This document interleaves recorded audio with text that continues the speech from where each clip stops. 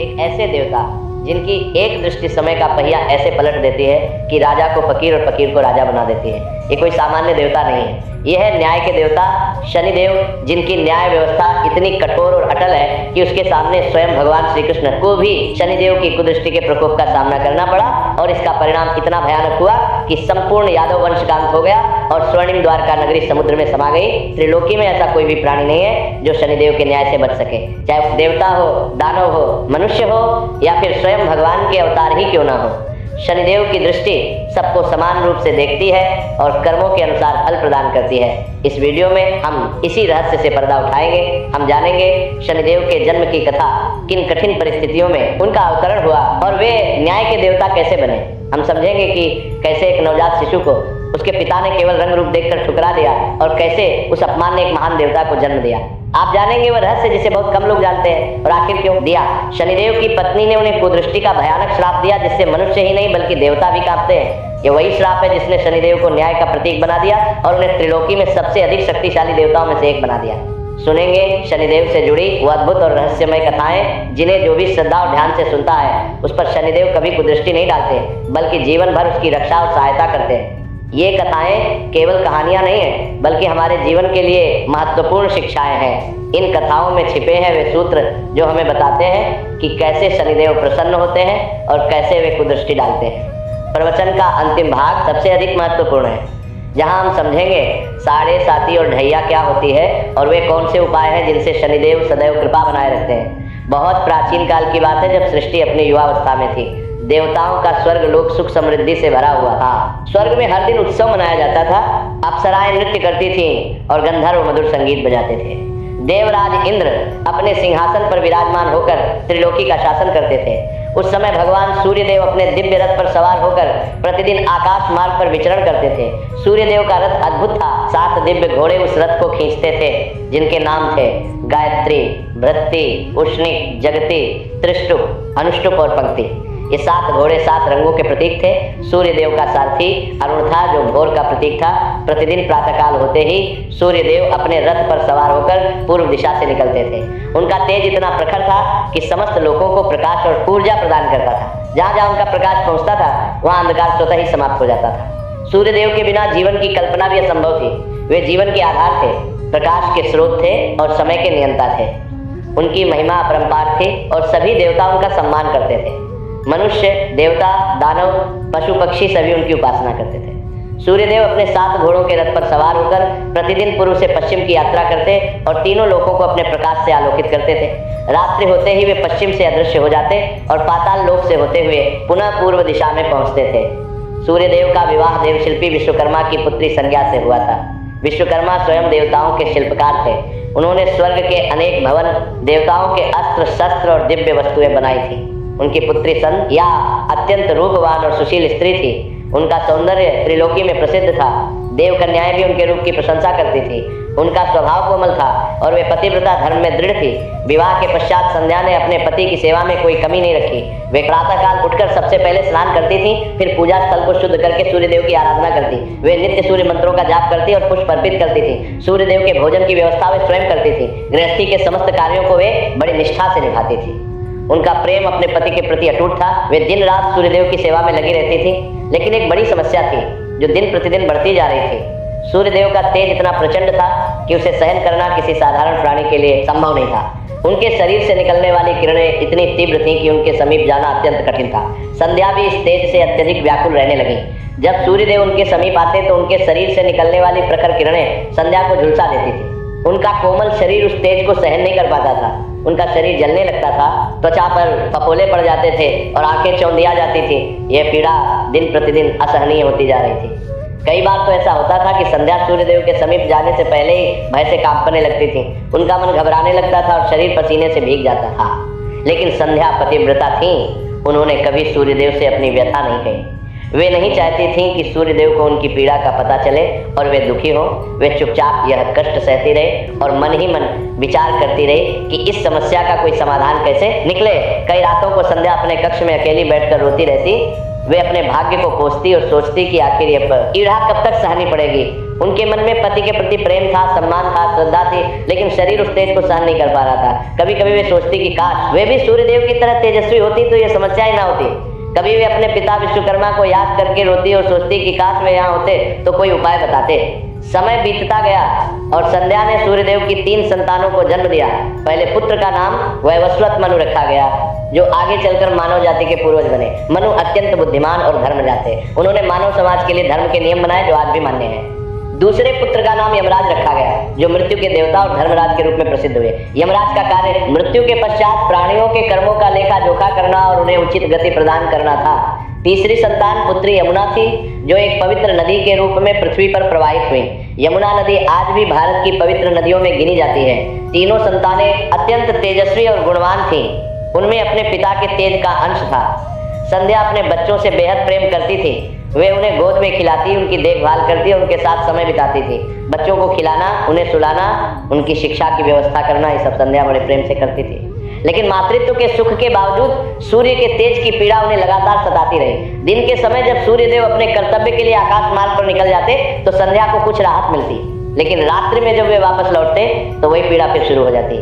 उन्हें लगता था कि यदि यह समस्या हल नहीं हुई तो एक दिन उनका शरीर इस तेज को सहन नहीं कर पाएगा और वे समाप्त हो जाएंगे। यह विचार उन्हें और भी अधिक व्याकुल कर देता था। एक दिन संध्या अकेली बैठी गहरे विचार में डूबी थी। चारों ओर शांति थी। बच्चे सो रहे थे और सूर्यदेव अपने कार्य में व्यस्त थे। संध्या सोच रही थी कि इस समस्या का कोई समाधान होना चाहिए। तभी उनके मन में एक योजना आई।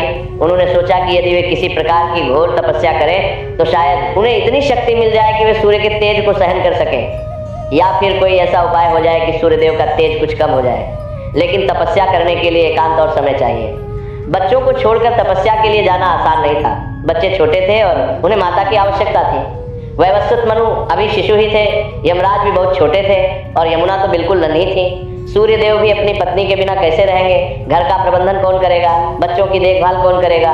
ये सब सोचते हुए संध्या के मन में एक अद्भुत विचार आया। संध्या देवी थी और उनके पास दिव्य शक्तियां थीं। उन्होंने अपनी दिव्य शक्ति का उपयोग करते हुए अपनी छाया को अलग कर दिया।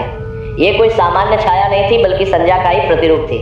ये छाया संध्या के समान ही दिखती थी, बोलती थी और व्यवहार करती थी। देखने में दोनों में कोई अंतर नहीं था। संध्या ने अपनी इस छाया को प्रेम से समझाया। उन्होंने कहा कि हे छाया, तुम मेरा रूप धारण करके इस घर में रहना, तुम मेरी जगह लेना और मेरे सभी कर्तव्यों का पालन करना, सूर्यदेव की सेवा करना, उनका ध्यान रखना और बच्चों का पालन पोषण करना। मेरे तीनों बच्चों को अपने प्राणों से भी अधिक प्रेम करना। वैवस्वत मनु, यमराज और यमुना, इन तीनों का पूरा ध्यान रखना। मैं कुछ समय के लिए तपस्या करने जा रही हूँ। जब मेरी तपस्या पूर्ण होगी, जब मुझे ऐसी शक्ति प्राप्त होगी कि मैं सूर्यदेव के तेज को सहन कर सकूं, तब मैं वापस लौट आऊंगी। तब तक तुम ही मेरे स्थान पर यहाँ रहना। छाया ने विनम्रता से सिर झुकाकर कहा कि जैसी आपकी आज्ञा देवी, मैं आपके सभी कर्तव्यों का पूरी निष्ठा से पालन करूंगी। मैं सूर्यदेव की सेवा में कोई कमी नहीं रहने दूंगी और बच्चों का पूरा ध्यान रखूंगी। आप निश्चिंत होकर तपस्या करें। देवी संध्या ने अपने तीनों संतानों को अंतिम बार गले से लगाया, उनके मस्तक पर चुंबन लिया और आंखों में आंसू भरकर सारी जिम्मेदारी छाया को सौंपकर तपस्या करने के लिए किसी अज्ञात स्थान की ओर प्रस्थान कर दिया। संध्या ने पृथ्वी पर एक सुदूर स्थान पर जाकर घोर तपस्या आरंभ की। वे दिन रात एक पैर पर खड़ी रहकर तपस्या करने लगे। कठोर धूप, भयंकर वर्षा, तेज हवाएं, कुछ भी उनकी तपस्या में विघ्न नहीं डाल सकता था। इसके बाद जब भी सूर्यदेव अपनी पत्नी के समीप आते तो उन्हें किसी प्रकार का परिवर्तन महसूस नहीं हुआ। देवी छाया सूर्यदेव के तेज को सहन कर पा रही थी, क्योंकि छाया होने के कारण उन पर तेज का प्रभाव नहीं पड़ता था। उनके तेज का देवी छाया पर कोई प्रभाव नहीं पड़ता था।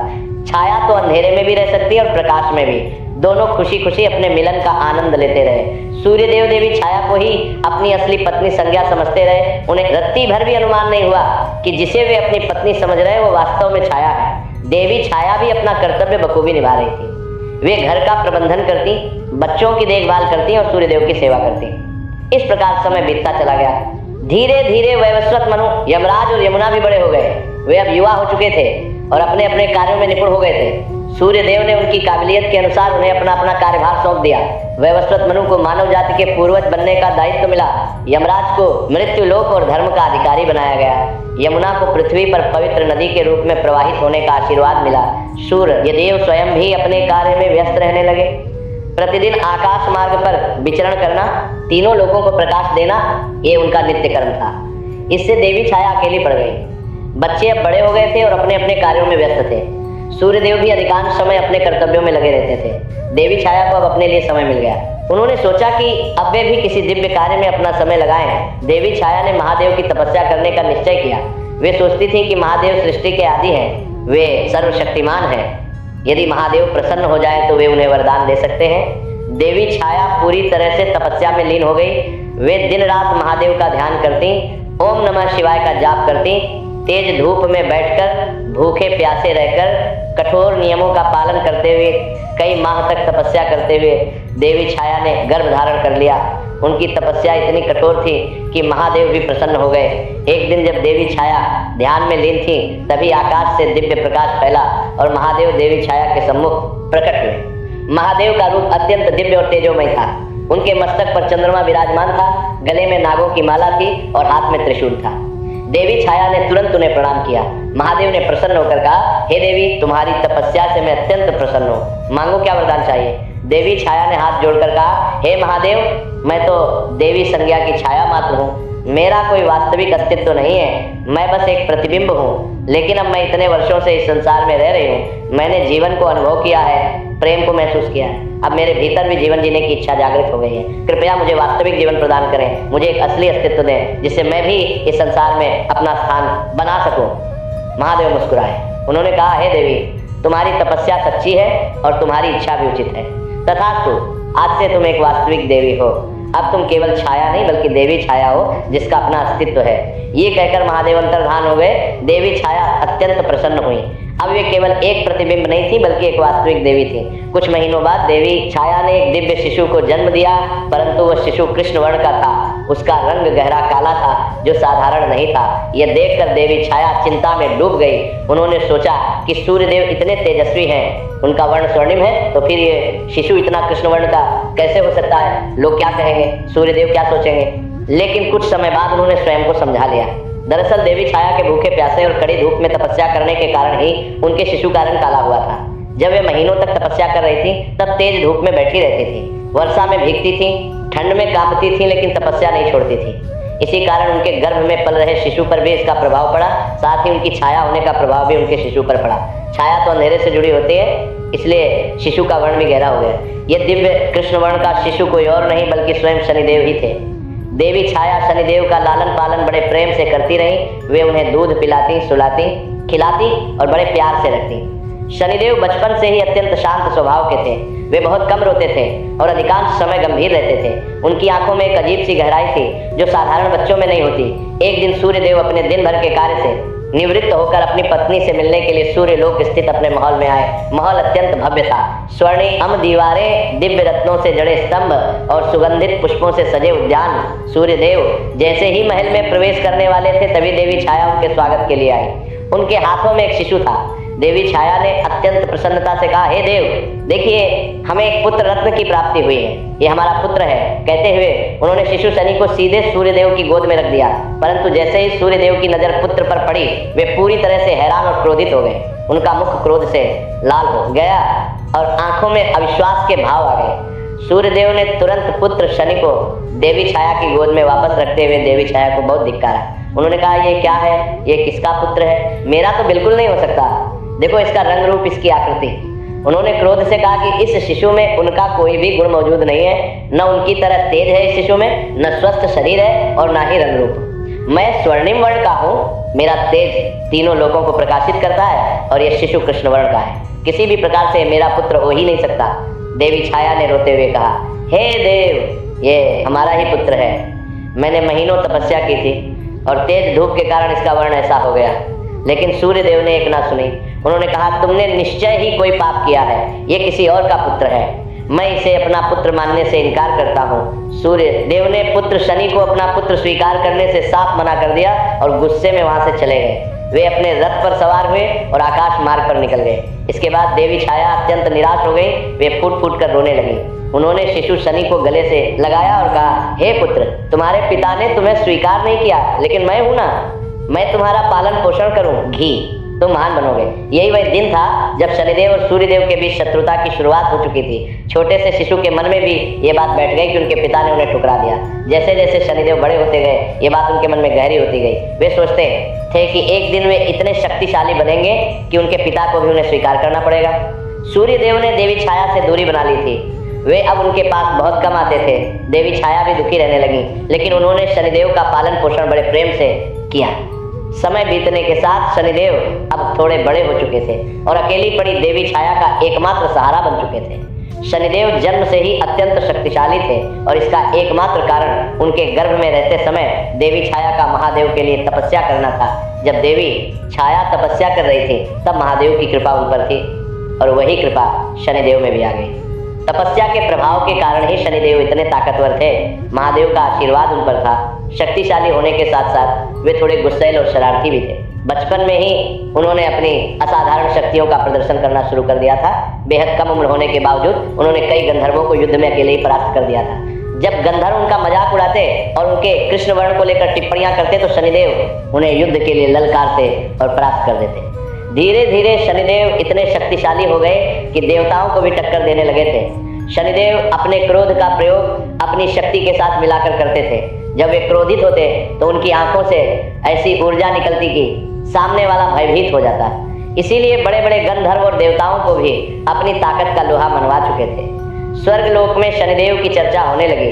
लोग कहने लगे कि सूर्यदेव का यह पुत्र अत्यंत शक्तिशाली है। शनिदेव के बचपन से ही इतने कठोर बन जाने के पीछे उनके पिता सूर्यदेव के प्रति उनके मन में पल रहा क्रोध था। वे कभी अपने पिता को नहीं भूल पाए। जिस दिन उनके पिता ने उन्हें ठुकराया था वह दिन उनके मन में हमेशा ताजा रहता था। उस समय शनिदेव का एकमात्र लक्ष्य सूर्यदेव से भी ज्यादा शक्तिशाली बनकर उनके घमंड को चकनाचूर करना था। समय जैसे जैसे बीतता गया शनिदेव के अंदर सूर्यदेव के प्रति क्रोध और घृणा की भावना उतनी ही बढ़ती गई। वे दिन रात अभ्यास करते, अपनी शक्तियों को बढ़ाने का प्रयास करते। इस प्रकार शनिदेव अब युवा भी हो चुके थे। उनका व्यक्तित्व प्रभावशाली था। यद्यपि उनका वर्ण कृष्ण था, लेकिन उनके चेहरे पर एक दिव्य तेज था। देवी छाया ने शनिदेव के दिन प्रतिदिन बढ़ते गुस्से को शांत करने के लिए उनका विवाह चित्ररथ नामक कन्या से करवा दिया। चित्ररथ अत्यंत सुंदर और गुणवती कन्या थी। उनका विवाह बड़ी धूमधाम से हुआ। देवी छाया को आशा थी कि विवाह के पश्चात शनिदेव का मन शांत हो जाएगा और वे अपने क्रोध को भूल जाएंगे। इस विवाह के बाद शनिदेव की कथा एक नया और भयावह मोड़ लेती है। यहीं से प्रारंभ होती है वह गाथा जहां उन्हें मिलता है कुदृष्टि का भयानक श्राप। एक ऐसा श्राप जो देवताओं तक को कंपा देता है और शनिदेव को न्याय का नहीं बल्कि भय का प्रतीक बना देता है। और इसी कुदृष्टि के पड़ने से रावण की सोने की लंका जलकर राख में बदल गई और भगवान श्री कृष्ण का वंश पूरा खत्म हो गया और उनकी द्वारिका समुद्र में समा गई, जिनकी कुदृष्टि से स्वयं महादेव को कैलाश छोड़कर जाना पड़ा। इतना ही नहीं, स्वयं सूर्यदेव को ग्रहण का सामना करना पड़ा। आगे बढ़ाने से पहले अगर आप वीडियो में यहाँ तक पहुँच चुके हैं तो वीडियो को लाइक करें और चैनल को सब्सक्राइब करना बिल्कुल भी ना भूलें, क्योंकि ये कथा केवल मनोरंजन के लिए नहीं है बल्कि ये हमारे जीवन में शनिदेव की कृपा पाने का माध्यम है।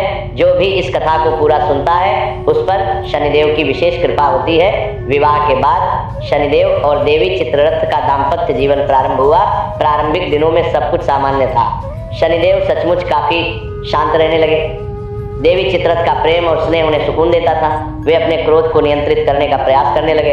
देवी चित्ररथ भी एक आदर्श पत्नी की भांति शनिदेव की सेवा करती थी। वे उनके भोजन का ध्यान रखती थी, उनके वस्त्रों की व्यवस्था करती थी और उनके साथ समय बिताती थी। परंतु शनिदेव की एक विशेष साधना थी। वे प्रतिदिन कई घंटे ध्यान मुद्रा में बैठते थे। यह ध्यान उनकी शक्तियों को बढ़ाने के लिए आवश्यक था। जब वे ध्यान में होते तो पूरी तरह से लीन होता है जाते थे। उन्हें बाहरी दुनिया का कुछ भी आवाज नहीं होता था। न तो उन्हें किसी की आवाज सुनाई देती थी और न ही किसी की उपस्थिति का अनुभव होता था। वे पूर्णतः समाधि में चले जाते थे। एक बार जब शनिदेव ध्यान मुद्रा में बैठे हुए थे, उनका पूरा शरीर स्थिर था, आंखें बंद थीं और श्वास धीमी थी। वे गहरे ध्यान में थे। उस समय महादेव के मंत्रों का जाप कर रहे थे। तभी उनकी पत्नी देवी चित्ररथ उनके कक्ष में आई। उन्होंने देखा कि शनिदेव ध्यान में लीन है। कुछ समय तक वे प्रतीक्षा करती रही कि शायद शनिदेव ध्यान से उठ जाए, लेकिन काफी समय बीत गया और शनिदेव ध्यान में ही थे। देवी चित्ररथ के मन में कुछ दिनों से एक इच्छा जागृत हो रही थी। विवाह को कुछ समय हो चुका था और अब वे मातृत्व सुख की कामना करने लगी थी। वे एक पुत्र की माता बनना चाहती थी। उन्होंने सोचा कि आज शनिदेव से इस विषय में बात करनी चाहिए। उन्होंने धीरे से शनिदेव को आवाज दी, लेकिन ध्यान में लीन शनिदेव को कुछ सुनाई नहीं दिया। फिर देवी चित्ररथ ने थोड़ा और जोर से कहा, हे स्वामी, मुझे आपसे कुछ कहना है। लेकिन फिर भी शनिदेव ने कोई प्रतिक्रिया नहीं दी। वे अपने ध्यान में इतने गहरे थे कि बाहर की कोई भी आवाज उन तक नहीं पहुंच रही थी। देवी चित्ररथ ने सोचा कि शायद शनिदेव उन्हें अनसुना कर रहे हैं। उन्होंने फिर से कहा, हे प्रभु, कृपया मेरी बात सुनिए, मुझे आपसे एक महत्वपूर्ण विषय पर बात करनी है। जब फिर भी कोई उत्तर नहीं आया तो देवी चित्ररथ ने अपनी इच्छा व्यक्त करते हुए कहा, हे स्वामी, विवाह को कुछ समय हो गया है। अब मेरी इच्छा है कि हमें भी संतान सुख की प्राप्ति हो। मैं एक पुत्र की माता बनना चाहती हूँ, कृपया मुझे आशीर्वाद दीजिए। लेकिन शनिदेव की ओर से कोई उत्तर नहीं आया। वे पूर्णतः ध्यान में लीन थे। देवी चित्ररथ ने बार बार अपनी इच्छा व्यक्त की। उन्होंने कई बार शनिदेव से निवेदन किया, लेकिन शनिदेव की तरफ से कोई जवाब नहीं मिला। देवी चित्ररथ धीरे धीरे व्याकुल होने लगी। उन्हें लगा कि शनिदेव जानबूझकर उनकी अनसुनी कर रहे हैं। उन्हें लगा कि शनिदेव उनकी इच्छा को महत्व नहीं दे रहे हैं। वे सोचने लगी कि क्या शनिदेव उन्हें प्रेम नहीं करते, क्या उन्हें संतान की इच्छा नहीं है। देवी चित्ररथ को शनिदेव का यह व्यवहार अपमानजनक लगा। उन्हें लगा कि एक पत्नी होने के नाते उनका भी कुछ अधिकार है और शनिदेव को उनकी बात सुननी चाहिए। उनका हृदय आहत हो गया, उनकी आंखों में आंसू आ गए और मन में क्रोध जागृत हो गया। वे सोचने लगी कि मैंने सदा उनकी सेवा की, उनका ध्यान रखा, और आज जब मैंने एक छोटी सी इच्छा व्यक्त की तो वे मेरी अनसुनी कर रहे हैं। क्रोध में आकर देवी चित्ररथ ने एक बहुत बड़ी भूल कर दी। उन्होंने अपने क्रोध पर नियंत्रण नहीं रखा और भावनाओं में बहकर शनिदेव को श्राप दे दिया। उन्होंने कहा, हे शनिदेव, आपने आज मेरा अपमान किया है। आपने मेरी इच्छा को महत्व नहीं दिया, आपने मुझे उत्तर तक नहीं दिया, इसलिए मैं आपको श्राप देती हूँ। जिस प्रकार आपने आज मेरी ओर देखा तक नहीं, उसी प्रकार आप भी किसी को सीधे नहीं देख पाएंगे। यदि आपने किसी को अपनी पूरी दृष्टि से देख लिया तो उसका विनाश निश्चित होगा। जिस किसी पर भी आपकी दृष्टि पड़ेगी उसकी तबाही निश्चित होगी। देवी चित्ररथ के श्राप के अनुसार यदि शनिदेव किसी को मात्र देख भी ले तो उसकी तबाही निश्चित थी। यानी देवी चित्ररथ ने उन्हें किसी को नजर उठाकर न देखने का श्राप दे दिया। एक भयंकर श्राप था। ये श्राप देते ही देवी चित्ररथ रोते हुए वहां से चली गई। वे अपने कक्ष में जाकर फूट फूट कर रोने लगी। कुछ समय पश्चात जब शनिदेव का ध्यान पूर्ण हुआ और वे समाधि से बाहर आए तो उन्हें अपने आसपास कुछ परिवर्तन महसूस हुआ। उन्हें लगा जैसे कुछ घटित हो गया है। उन्होंने इधर उधर देखा तो देवी चित्ररथ वहां नहीं थी। शनिदेव को आभास हुआ कि कुछ गलत हो गया है। वे समाज बनतानी की बासपन तक बिलापुर नदी तक को तुरंत देवी चित्ररथ के कक्ष में गए। वहां उन्होंने देखा कि देवी चित्ररथ रो रही थी। उनकी आंखें लाल थीं और चेहरा दुख से भरा हुआ था। शनिदेव ने पूछा, हे देवी, क्या हुआ, आप क्यों रो रही हैं? देवी चित्ररथ ने रोते हुए सारी बात बता दी कि कैसे उन्होंने बार बार शनिदेव को बुलाया लेकिन कोई उत्तर नहीं मिला और क्रोध में आकर उन्होंने श्राप दे दिया। यह सुनकर शनिदेव स्तब्ध रह गए। उन्हें अपनी भूल का आभास हुआ। उन्होंने समझाया कि वे ध्यान में थे और उन्हें वास्तव में कुछ भी सुनाई नहीं दे रहा था। उन्होंने जानबूझकर अनसुना नहीं किया था। ध्यान की अवस्था ऐसी होती है जहां बाहरी संसार से संपर्क टूट जाता है। शनिदेव ने अपनी पत्नी को मनाने की बेहद कोशिश की। उन्होंने कहा, हे प्रिय, मुझे क्षमा करें, मैं वास्तव में ध्यान में था, मुझे आपकी आवाज सुनाई नहीं दी। यदि मुझे पता होता कि आप मुझसे कुछ कह रही हैं तो मैं अवश्य उत्तर देता। मैं आपका अपमान कभी नहीं कर सकता। आप मेरी अर्धांगिनी हैं, मेरा जीवन है। इसके बाद देवी चित्ररथ को भी अपनी गलती का एहसास हुआ। उन्हें समझ में आया कि उन्होंने जल्दबाजी में श्राप दे दिया। उन्होंने सोचा कि शनिदेव सच कह रहे होंगे। वे वास्तव में ध्यान में थे और उन्हें कुछ सुनाई नहीं दे रहा था। देवी चित्ररथ को अपने किए पर बहुत पछतावा हुआ। वे रोते हुए शनिदेव के चरणों में गिर गई और कहा, हे स्वामी, मुझसे बहुत बड़ी भूल हो गई। मैंने क्रोध में आकर आपको श्राप दे दिया, कृपया मुझे क्षमा करें। शनिदेव ने उन्हें उठाया और कहा, हे देवी, आप चिंता न करें, जो हो गया सो हो गया। देवी चित्ररथ ने रोते हुए कहा, नहीं स्वामी, ये श्राप बहुत भयंकर है, मैं इसे वापस लेना चाहती हूँ। कृपया मुझे बताइए कि मैं इस श्राप को कैसे समाप्त कर सकती हूँ। शनिदेव ने गंभीरता से पूछा कि क्या आप इस श्राप को वापस ले सकती हैं? परंतु देवी चित्ररथ ने दुखी होकर कहा कि श्राप को निष्फल करने की शक्ति उनके पास नहीं थी। एक बार जो श्राप दे दिया गया उसे पूर्णतः समाप्त नहीं किया जा सकता। केवल उसे कम किया जा सकता है या उसमें कुछ परिवर्तन किया जा सकता है, लेकिन पूर्णतः समाप्त नहीं किया जा सकता। देवी चित्ररथ रोते रोते बोली, हे स्वामी, मैंने बहुत बड़ा अन्याय कर दिया, अब यह श्राप आपके साथ रहेगा। शनिदेव ने धैर्य से कहा, चिंता मत करो प्रिय, जो होना था वो हो गया। शायद ये भी किसी बड़े उद्देश्य के लिए हुआ हो। मैं इस श्राप को स्वीकार करता हूँ। देवी चित्ररथ ने कहा, लेकिन स्वामी, अब आप किसी को सीधे नहीं देख पाएंगे। शनिदेव ने मुस्कुराते हुए कहा, तो क्या हुआ, मैं अपना सिर झुकाकर चलूंगा, ये मुझे विनम्रता सिखाएगा। इस घटना के बाद से शनिदेव अपना सिर नीचे करके चलने लगे। वे किसी को भी सीधे नहीं देखते थे। जब भी किसी से बात करते तो अपनी दृष्टि नीचे रखते। वे हमेशा सावधान रहते कि कहीं उनकी दृष्टि किसी पर सीधे न पड़ जाए। ये उनके जीवन का एक नियम बन गया। ये बात पूरे ब्रह्मांड में तेजी से फैल गई। देवता, गंधर्व, यक्ष सभी को पता चल गया कि शनिदेव को एक भयंकर श्राप मिल गया है, जिस पर भी उनकी दृष्टि पड़ेगी उसका विनाश हो जाएगा। यह बात असुरों के गुरु शुक्राचार्य को भी पता चली। शुक्राचार्य अत्यंत बुद्धिमान और चतुर थे। वे सोचने लगे कि इस श्राप का उपयोग किया जा सकता है। यदि शनिदेव को अपने पक्ष में कर लिया जाए तो देवताओं को परास्त करना आसान हो जाएगा। शुक्राचार्य ने इस विषय में असुरों के सेनापति राहु से विचार विमर्श किया। राहु भी इस योजना से सहमत हो गया। इसके बाद वे असुरों के सेनापति राहु के साथ शनिदेव के सम्मुख प्रकट हुए। शुक्राचार्य ने विनम्रता से कहा, हे शनिदेव, हम आपसे मिलने आए हैं। हमें आपके श्राप के बारे में पता चला है। शनिदेव ने अपनी दृष्टि नीचे रखते हुए कहा, हाँ गुरुदेव, मुझे एक श्राप मिला है। शुक्राचार्य ने कहा, हे शनिदेव, यह श्राप नहीं बल्कि एक वरदान है। आपके पास अब इतनी शक्ति है कि जिसे चाहे उसका विनाश कर सके। शनिदेव ने कहा, लेकिन गुरुदेव, मैं इसका उपयोग नहीं करना चाहता। यह एक श्राप है और मैं इसे नियंत्रित रखूंगा। शुक्राचार्य ने कहा, लेकिन शनिदेव, सोचिए, यदि आप देवताओं पर अपनी दृष्टि डाल दें तो उनका विनाश हो जाएगा। देवताओं ने असुरों पर बहुत अत्याचार किए हैं, ये उनसे बदला लेने का सुनहरा अवसर है। फिर राहु ने भी कहा, हाँ शनिदेव, आप हमारे साथ आइए, हम मिलकर देवताओं को परास्त कर देंगे और आप स्वर्ग के राजा बन जाएंगे। शनिदेव ने शुक्राचार्य और राहु की बातें ध्यान से सुनी। फिर उन्होंने शांत और दृढ़ स्वर में कहा, हे शुक्राचार्य, आप महान गुरु हैं, ज्ञानी हैं, लेकिन मैं आपकी इस योजना से सहमत नहीं हूँ। आप मुझे अपने स्वार्थ के लिए उपयोग करना चाहते हैं। आप चाहते हैं कि मैं देवताओं पर अपनी दृष्टि डालूं और उनका विनाश कर दूं, लेकिन यह अधर्म होगा। शनिदेव ने आगे कहा, मुझे जो श्राप मिला है वो मेरे कर्म का फल है। मैं इसका उपयोग किसी के स्वार्थ के लिए नहीं करूंगा। देवता और असुर दोनों की अपनी अपनी लड़ाई है। मैं किसी का पक्ष नहीं लूंगा। मैं साथ साथ हार तटस्थ रहूंगा। शुक्राचार्य ने कहा, लेकिन शनिदेव, ये आपके लिए भी लाभदायक होगा। आप स्वर्ग के राजा बन सकते हैं। शनिदेव ने दृढ़ता से कहा, मुझे स्वर्ग का राज्य नहीं चाहिए। मुझे किसी का विनाश नहीं करना है। मैं केवल अपने कर्तव्य का पालन करूंगा और मेरा कर्तव्य है न्याय। मैं न्याय के मार्ग पर चलूंगा। शुक्राचार्य को शनिदेव की बातें पसंद नहीं आई, लेकिन वे कुछ कर नहीं सकते थे। शनिदेव ने शुक्राचार्य को स्वार्थ के लिए दूसरों का इस्तेमाल न करने की सलाह देते हुए साफ मना कर दिया और शुक्राचार्य समेत राहु को वापस जाने को कह दिया।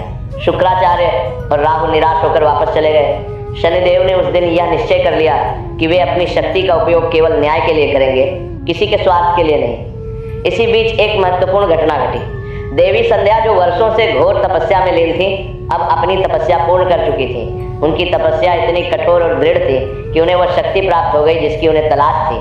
अब वे सूर्य देव के तेज को सहन करने योग्य बन गई थी। उनका शरीर अब उस प्रखर तेज को झेल सकता था। तपस्या पूर्ण होने के पश्चात देवी संध्या पृथ्वी से सूर्य लोक की ओर लौट पड़ी।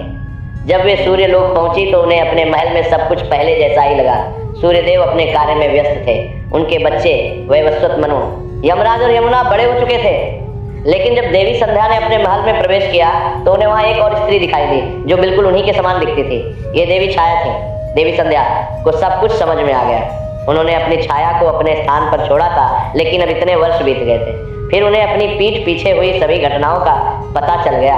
उन्हें पता चला कि देवी छाया ने एक पुत्र को जन्म दिया है जिसका नाम शनि है। उन्हें ये भी पता चला कि सूर्यदेव ने उस पुत्र को अपना पुत्र मानने से इनकार कर दिया था। देवी संध्या अत्यंत क्रोधित हुई। उन्होंने सोचा कि देवी छाया ने उनकी अनुपस्थिति में सूर्यदेव के साथ रहकर एक पुत्र को जन्म दिया। ये छल है देवी संध्या को, ये बर्दाश्त नहीं हुआ। इसके बाद जब सूर्यदेव अपने दैनिक कार्य से लौटे तो देवी संध्या ने उनके सामने सब कुछ सच सच बता दिया। उन्होंने कहा, हे देव, मैं ही आपकी असली पत्नी संध्या हूँ। ये जो यहाँ है ये मेरी छाया है जिसे मैंने अपने स्थान पर छोड़ा था। सूर्यदेव आश्चर्यचकित रह गए। उन्हें विश्वास नहीं हुआ कि इतने वर्षों से वे छाया के साथ रह रहे थे। उन्हें लगा कि उनके साथ धोखा हुआ है। सूर्यदेव ने देवी संध्या के ऊपर अपना क्रोध व्यक्त किया। उन्होंने कहा, आपने मुझे बिना बताए कैसे छोड़ दिया? आपने मेरे साथ यह छल कैसे किया? देवी संध्या ने रोते हुए कहा, हे प्रभु, मैं विवश थी। आपका तेज इतना प्रखर था कि मैं उसे सहन नहीं कर पा रही थी। मुझे तपस्या करनी थी ताकि मैं उस तेज को सहन कर सकूं, इसलिए मैंने अपनी छाया को यहाँ छोड़ा था। लेकिन सूर्यदेव का क्रोध शांत नहीं हुआ। सूर्यदेव ने कहा, और ये छाया ने, इसने क्या किया? इसने मेरे साथ रहकर एक पुत्र को जन्म दिया। ये धोखा है, ये छल है, मैं इसे सहन नहीं कर सकता। साथ ही सूर्यदेव क्रोधित हुए कि उन्हें वर्षों तक धोखे में रखा गया। उन्होंने देवी छाया और शनिदेव दोनों को सूर्यलोक से निष्कासित करने का आदेश दे दिया। सूर्यदेव ने कहा, हे छाया, तुमने मेरे साथ छल किया। तुमने झूठा रूप धारण करके मुझे धोखा दिया और ये पुत्र जो कृष्ण वर्ण का है, मैं इसे अपना पुत्र नहीं मानता। तुम दोनों यहाँ से चले जाओ, मैं तुम्हें सूर्य लोक से निष्कासित करता हूँ। ये मेरा अंतिम निर्णय है। देवी छाया और शनिदेव दोनों स्तब्ध रह गए। शनिदेव को फिर से अपने पिता से अपमान मिला। उनके मन में फिर से वही पुराना क्रोध जागृत हो गया, लेकिन इस बार उन्होंने कुछ नहीं कहा। उन्होंने चुपचाप अपनी माता का हाथ पकड़ा और सूर्यलोक से बाहर निकल गए। इसके बाद शनिदेव और माता छाया अपमानित होकर सूर्यलोक से बाहर निकाल दिए गए। उन दोनों को बहुत दुख हुआ। माता छाया रो रही थी और शनिदेव का हृदय क्रोध और पीड़ा से भर गया था, लेकिन उन्होंने धैर्य रखा। उन्होंने अपनी माता को सांत्वना दी और कहा, माता चिंता मत करो, हम अपना एक नया जीवन शुरू करेंगे। इसके बाद शनिदेव और माता छाया पृथ्वी की ओर चल पड़े। वे आकाश से धीरे धीरे नीचे उतरे और पृथ्वी पर पहुंच गए। उन्होंने एक सुंदर स्थान की खोज शुरू की जहां वे रह सकें। कुछ समय भटकने के पश्चात उन्हें एक घना और सुंदर वन मिला। ये वन अत्यंत मनोरम था। चारों ओर हरियाली थी, सुंदर पेड़ पौधे थे, मधुर पक्षियों का कलरव था और एक छोटी सी नदी भी बहती थी। शनिदेव और माता छाया ने इसी वन में निवास करने का निश्चय किया। उन्होंने वन में एक छोटी सी कुटिया बनाई। वन में रहते रहते शनिदेव की मित्रता नागराज से हुई। नागराज का नाम था काकरान। काकरान अत्यंत शक्तिशाली और विशाल नाग थे। उनके असंख्य फन थे और उनका शरीर अत्यंत विशाल था। प्रारंभ में काकरान ने शनिदेव को अपने क्षेत्र में आया हुआ अजनबी समझा और उन पर आक्रमण करने का विचार किया, लेकिन जब उन्होंने शनिदेव की शक्ति देखी तो प्रभावित हो गए। शनिदेव ने काकरान को बिना कोई हानि पहुंचाए उन्हें परास्त कर दिया। इसके बाद काकरान शनिदेव के मित्र बन गए। काकरान ने कहा, हे शनिदेव, आप अत्यंत शक्तिशाली हैं, मैं आपका मित्र बनना चाहता हूँ। शनिदेव ने प्रसन्नता से कहा, मुझे भी आपकी मित्रता स्वीकार है। इस प्रकार दोनों में गहरी मित्रता हो गई। काकरान शनिदेव और माता छाया की रक्षा करते थे और शनिदेव उन्हें सम्मान देते थे। इस बेहद खूबसूरत वन में शनिदेव माता छाया के संग खुशी खुशी रहने लगे। वे प्रतिदिन तपस्या करते, अपनी शक्तियों को बढ़ाते और माता छाया की सेवा करते। माता छाया भी प्रसन्न थी। उन्हें लगा कि यहाँ उन्हें शांति मिली है। समय बीतता गया और कुछ वर्षों के बाद इस शांतिपूर्ण जीवन में एक तूफान आने वाला था। समय बीतता गया और कुछ वर्षों के बाद सूर्यदेव को शनिदेव के इस निवास स्थान का पता चला। देवर्षि नारद, जो त्रिलोकी में विचरण करते रहते थे, उन्हें पता चला कि शनिदेव एक सुंदर वन में अपनी माता के साथ रह रहे हैं और वहां उन्होंने अपना एक छोटा सा संसार बसा लिया है। नारद मुनि ने यह बात सूर्यदेव को बता दी। सूर्यदेव का क्रोध अभी भी शांत नहीं हुआ था। वे अभी भी देवी छाया और शनिदेव को क्षमा नहीं कर पाए थे। उन्हें लगता था कि उनके साथ छल हुआ है। जब उन्हें पता चला कि शनिदेव और देवी छाया एक सुंदर वन में सुख से रह रहे हैं तो उनके मन में ईर्ष्या और क्रोध उत्पन्न हो गया। सूर्यदेव ने सोचा कि जिन्होंने मेरे साथ छल किया है वे इतने सुख से कैसे रह सकते हैं। उनके मन में बदले की भावना जागृत हुई। इसके बाद शनिदेव के जान के दुश्मन बन बैठे। उन्होंने निश्चय किया कि वे शनिदेव को दंड देंगे। एक दिन जब शनिदेव अपनी माता के साथ वन में विश्राम कर रहे थे तभी अचानक आकाश में तेज प्रकाश फैला। सूर्यदेव अपने दिव्य रथ पर सवार होकर उस वन के ऊपर आए। उनका तेज इतना प्रखर था कि पूरा वन प्रकाशमय हो गया। शनिदेव और माता छाया ने ऊपर देखा तो सूर्यदेव को देखा। सूर्यदेव ने क्रोध में कहा, तो यह है तुम्हारा नया घर? तुमने सोचा था कि तुम मुझसे बचकर यहाँ सुख से रहोगे? लेकिन मैं तुम्हें इतनी आसानी से नहीं छोड़ूंगा। शनिदेव ने कहा, पिताश्री, हमने आपका क्या बिगाड़ा है? हम तो यहाँ शांति से रह रहे हैं, कृपया हमें इतना कष्ट मत दीजिए। लेकिन सूर्यदेव ने कोई बात नहीं सुनी। शनिदेव के निवास स्थान वाले वन में सूर्यदेव ने अपने मायावी तेज से आग लगा दी। ये कोई सामान्य आग नहीं थी, यह सूर्यदेव के दिव्य तेज से उत्पन्न हुई मायावी अग्नि थी जो अत्यंत भयंकर थी। ये अग्नि इतनी तीव्र थी कि क्षण भर में पूरा वन जलने लगा। चारों ओर आग की लपटें उठने लगी, पेड़ पौधे जलने लगे, पशु पक्षी भागने लगे। धुआं इतना घना हो गया कि कुछ दिखाई नहीं दे रहा था। माता छाया और शनिदेव दोनों आग की चपेट में आ गए। देवी छाया तो एक छाया होने के कारण उस आग से बचकर बाहर निकल आई। छाया आग में नहीं जल सकती। वे आग की लपटों के बीच से निकलकर सुरक्षित स्थान पर पहुंच गई, लेकिन शनिदेव उस मायावी आग की चपेट में पूरी तरह से फंस चुके थे। यह प्रागु में चारों ओर से आग की लपटें उन्हें घेर चुकी थी। उनके भागने का कोई रास्ता नहीं था। आग इतनी तेज थी कि शनिदेव का शरीर जलने लगा। उन्हें असहनीय पीड़ा हो रही थी। शनिदेव ने अपनी समस्त शक्तियों का उपयोग करके अग्नि से बचने का प्रयास किया, लेकिन ये सूर्यदेव की मायावी अग्नि थी जो साधारण अग्नि से बहुत अधिक शक्तिशाली थी। देवी छाया बाहर खड़ी मदद की गुहार लगाने लगी। वे रोते हुए चिल्लाने लगी, बचाओ, कोई मेरे पुत्र को बचाओ। वे इधर उधर भागी, लेकिन कोई भी सहायता के लिए नहीं आया। सभी प्राणी भयभीत होकर भाग चुके थे। तभी अचानक आकाश से एक विशाल छाया दिखाई दी। ये नागराज काकरान थे। काकरान ने दूर से ही देखा कि उनके मित्र शनिदेव खतरे में हैं। वे तुरंत वहां पहुंचे। काकरान ने वन के ऊपर से आकर शनिदेव को देखा जो आग में फंसे हुए थे। काकरान ने बिना एक क्षण गंवाए शनिदेव को अपने पंजों में जकड़ लिया और आग से बाहर निकाल ली। यह काकरान अत्यंत विशाल और शक्तिशाली नाग थे। उन्होंने शनिदेव को अपनी पकड़ में लेकर तेजी से उड़ान भरी। वे आग से बहुत दूर ले गए, लेकिन शनिदेव का शरीर बुरी तरह से झुलस चुका था। उन्हें गंभीर चोटें आई थी। काकरण ने सोचा कि शनिदेव को तुरंत उपचार की आवश्यकता है और सुरक्षित स्थान की भी। काकरण शनिदेव को काफी दूर अपने लोक ले गए। नागलोक एक दिव्य स्थान था जो पाताल में स्थित था। वहां अनेक नाग निवास करते थे। नागलोक अत्यंत सुंदर था। वहां रत्नों से जड़े महल थे, दिव्य उद्यान थे और शांति का वातावरण था। काल लोक में पहुंचने के बाद काकरण ने शनिदेव को अपनी माता से मिलवाया। काकरण की माता अत्यंत वृद्ध और ज्ञानी नाग माता थी। उन्होंने शनिदेव की दशा देखी। शनिदेव का शरीर जल चुका था।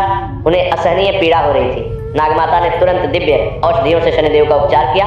नागमाता ने शनिदेव के घावों पर दिव्य मरहम लगाया, उन्हें औषधियां दी और उनकी सेवा की। धीरे धीरे शनिदेव स्वस्थ होने लगे। काकरण की माता ने शनिदेव को नागलोक में ही रहने की विनती की। उन्होंने कहा, हे शनिदेव, आप यहाँ सुरक्षित हैं, कृपया यहीं रहिए, हम आपकी रक्षा करेंगे। शनिदेव ने नागमाता के चरण स्पर्श किए और कहा, हे माता, आपकी बहुत कृपा है, आपने मुझ पर इतना उपकार किया, मैं आपका सदा ऋणी रहूंगा। जिस पर शनिदेव ने भी सहमति जताई। शनिदेव यहाँ रहने के लिए तैयार हो गए। काकरान की माता ने शनिदेव को अपने पुत्र की तरह लाड प्यार से रखा। वे उनकी देखभाल करती थी, उन्हें भोजन कराती थी और उनकी हर आवश्यकता का ध्यान रखती थी। शनिदेव भी उन्हें अपनी माता के समान मानने लगे। काकरण और शनिदेव की मित्रता और भी गहरी हो गई। समय बीतता गया। शनिदेव नागलोक में रहते हुए पूर्णतः स्वस्थ हो गए। उनके घाव भर गए और वे फिर से शक्तिशाली हो गए। वे प्रतिदिन साधना करते, अपनी शक्तियों को बढ़ाते और काकरान के साथ समय बिताते। एक दिन ये बात इंद्रदेव को पता चली कि शनिदेव नागलोक में रह रहे हैं। इंद्रदेव देवताओं के राजा थे। वे अत्यंत शक्तिशाली थे, लेकिन कभी कभी अहंकारी भी हो जाते थे। इंद्रदेव को शनिदेव से ईर्ष्या होने लगी। वे सोचने का लगे कि ये शनिदेव इतने शक्तिशाली कैसे हो गए, लोग इनकी इतनी चर्चा क्यों करते हैं। इंद्रदेव के मन में एक दुष्ट विचार आया।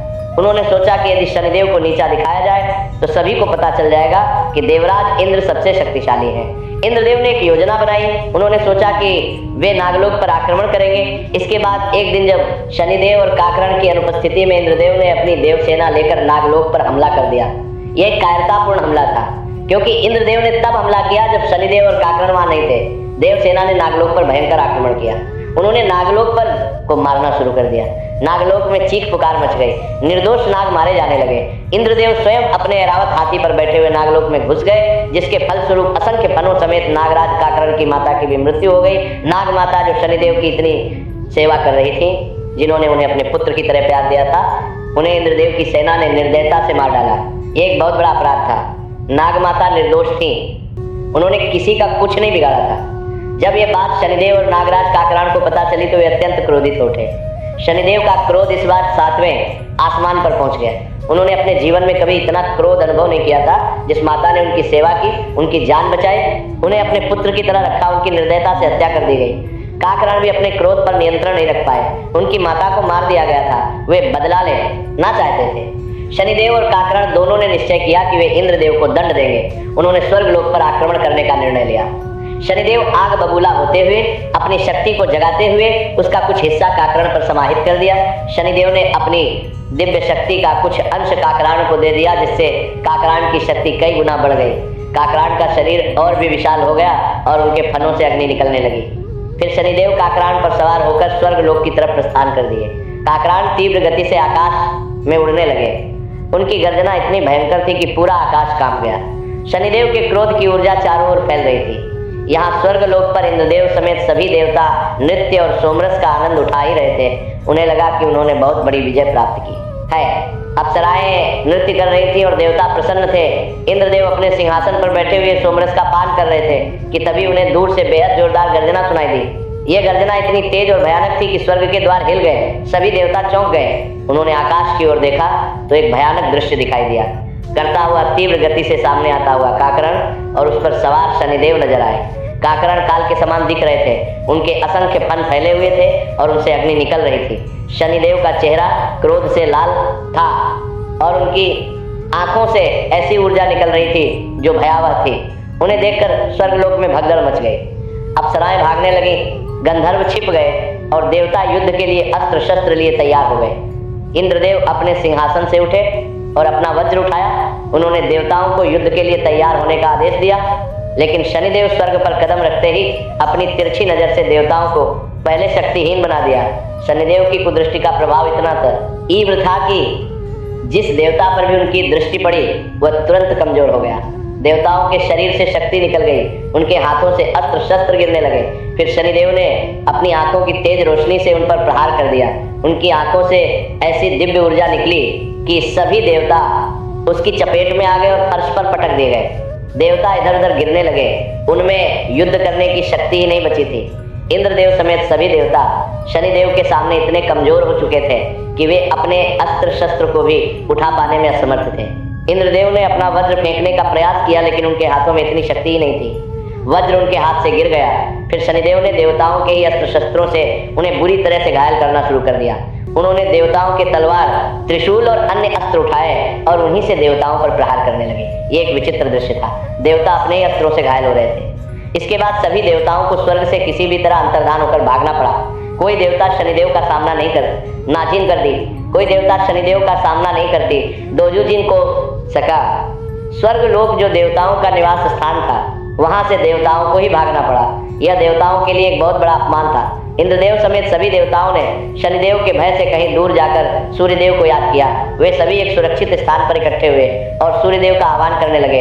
उन्होंने कहा, हे सूर्यदेव, कृपया हमारी रक्षा करें। शनिदेव ने हम पर आक्रमण कर दिया है। वे अत्यंत क्रोधित हैं। सभी देवता सूर्यदेव से शनिदेव को जलाकर भस्म कर देने की विनती करने लगे। उन्होंने कहा, हे सूर्यदेव, आप अत्यंत शक्तिशाली हैं। केवल आप ही शनिदेव को रोक सकते हैं। कृपया स्वर्ग लोक जाइए और शनिदेव को परास्त कीजिए। सूर्यदेव को भी अपने पुत्र के इस क्रोध का समाचार मिला। उन्हें लगा कि शनिदेव नियंत्रण से बाहर हो गए हैं। उन्होंने निश्चय किया कि वे स्वयं जाकर शनिदेव को रोकेंगे। इसके बाद स्वर्ग लोक में सूर्यदेव का आगमन हुआ। सूर्यदेव अपने दिव्य तेज के साथ स्वर्ग लोक में प्रकट हुए। उनका तेज इतना प्रखर था कि पूरा स्वर्ग प्रकाशमय हो गया।